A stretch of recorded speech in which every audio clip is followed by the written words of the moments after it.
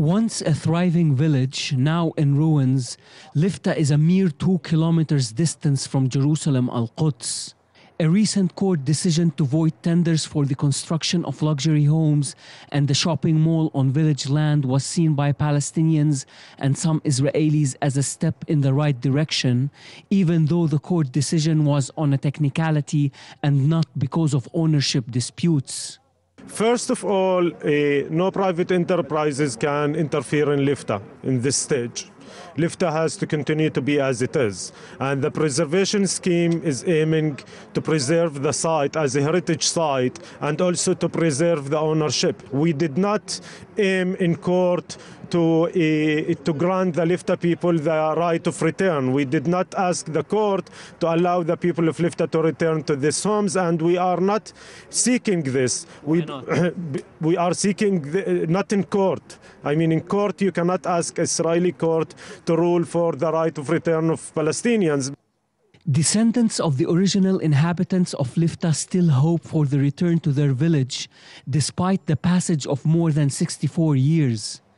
Yusra Odeh was born in Lifta, but did not grow up in it. I am connected to this village. This is my birthplace and the birthplace of my ancestors.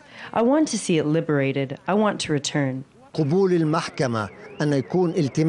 acceptance of the appeal by the court means that the court recognizes Palestinian ownership of the land, even if it is in an indirect way. Voices in support of preserving the Palestinian identity of the village have grown louder in recent years, even among some Israelis. The taboo subject of the Palestinian right of return is now advocated.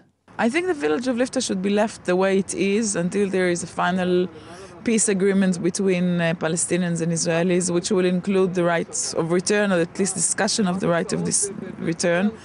So in the coming years, until there is a peace agreement, we suggest that it will stay like that. Lifta is said to be the last standing Palestinian village which was not destroyed at the hands of Jewish militias in the 1948 war. It was not repopulated either. To this day, it remains in ruins, and its original inhabitants, the Palestinians, denied the right of return there.